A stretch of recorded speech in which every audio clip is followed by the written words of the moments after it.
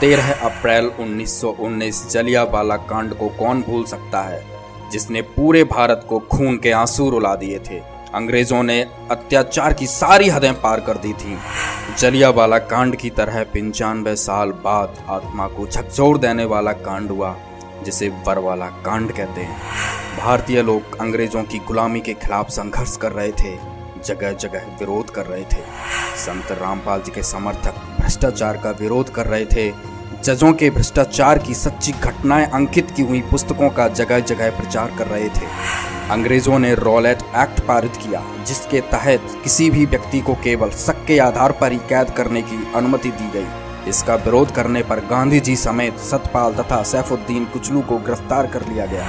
संत रामपाल जी पर लगे झूठे मुकदमे खत्म करने के लिए भ्रष्ट जज सुशील गुप्ता ने रिश्वत मांगी। संत रामपाल जी ने इनकार कर दिया तथा इसकी शिकायत Punjab and Haryana high court में कर दी, जिस कारण भ्रष्ट जजों ने झूठे अफवाहें बनाकर अवमानना का केस संत जी पर लगाकर उनके खिलाफ वारंट जारी कर दिया। रॉलेट एक्ट आदि तानाशाही एक्टों के विरोध में, सतपाल और किचलू की गिरफ्तारी के विरोध में तथा अंग्रेजों के अन्य अत्याचारों के विरोध में 13 अप्रैल 1919 को जलियांवाला बाग में भारतीयों ने एक सभा रखी थी।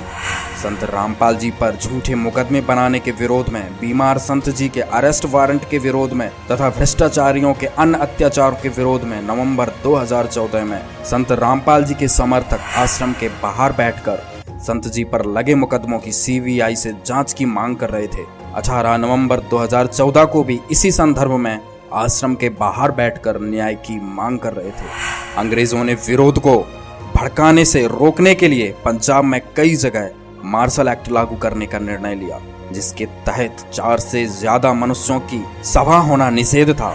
13 अप्रैल 1919 को सुबह के समय मार्शल एक्ट पारित होने की खबर जनरल डायर ने पंजाब में जगह जगह अनाउंस करवाई, किंतु वो खबर पहुंचने में त्रुटि रह गई या लोगों ने ध्यान नहीं दिया, क्योंकि सबको इस विषय में पता नहीं था। भ्रष्ट जजों ने बीमार संत जी के खिलाफ मेडिकल पेश किए जाने के बाद भी 5 नवंबर 2014 को नॉन अवेलेबल वारंट जारी कर दिया तथा भ्रष्ट जजों ने आदेश दिया कि चाहे कितनी ही जान माल की हानि हो, किंतु संत रामपाल जी को गिरफ्तार करें। किंतु इसे लागू करने के लिए 17 नवंबर तक कोई नहीं आया।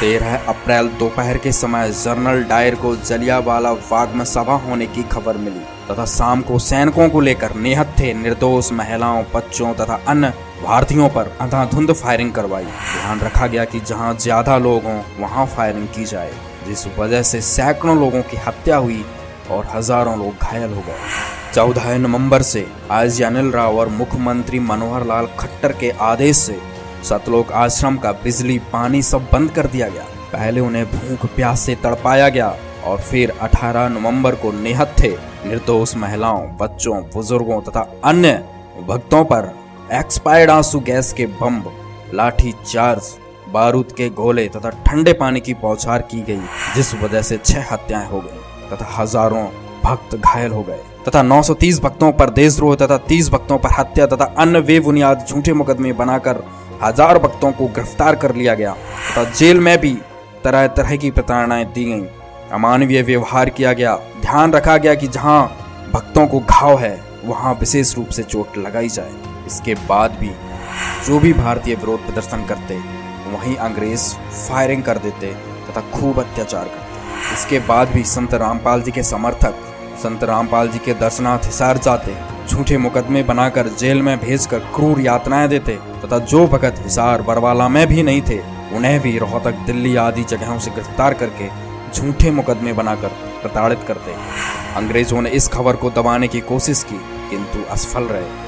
भारतीयों ने एक होकर अंग्रेजों का इस कुकृत्य का विरोध किया। कुछ भारतीयों ने अपने सरकारी पद भी त्याग दिए थे। दुर्भाग्य बरवाला कांड में रहा कि भ्रष्ट सरकार ने झूठ फैलाकर सच्चाई को दबाने की कोशिश की तथा सफल हो गए, क्योंकि भारतीय मीडिया के द्वारा भारतीय लोग भ्रमित हो गए और आज भी संत रामपाल जी का विरोध करते हैं। जनरल डायर को इस पाप का कोई पश्चाताप नहीं था, उल्टा उसने स्वीकारा कि यदि संभव हो पाता तो और भी फायरिंग करवाता। आईजी अनिल राव और मनोहर लाल खट्टर को भी इस पाप का कोई भी पश्चाताप नहीं हुआ।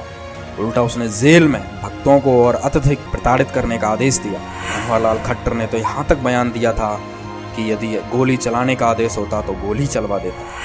कोर्ट यदि आदेश दे देगा कि गोली चला दो, भून दो, तो शायद हम चला देते जी, क्योंकि कोर्ट का आदेश मानना हमारे लिए सर्वोपरि था।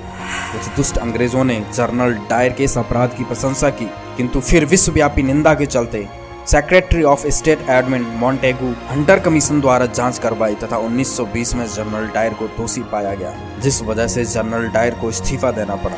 भ्रष्ट सरकार ने आईजी अनिल राव को पदोन्नति दी। राष्ट्रपति व प्रधानमंत्री को लाखों ज्ञापन सौंपने के बाद भी कोई जांच आईजी अनिल राव के खिलाफ आज तक नहीं हुई। उल्टा उन्हें बहादुरी पुरस्कार से सम्मानित किया गया तथा आज वो CID IG हरियाणा है। इसके विपरीत भ्रष्ट जज देशराज चालिया ने रिश्वत देने से इनकार करने पर बिना किसी सबूत के हत्याओं का दोषी संत रामपाल जी समेत 30 भक्तों को बना दिया तथा मृतकों के परिजनों के विरोध करने पर उनके खिलाफ भी मुकदमे दर्ज करने का आदेश दे दिया। आजादी का संघर्ष 1947 तक चला। असली आजादी ये भ्रष्टाचार के खिलाफ संघर्ष आज भी चल रहा है।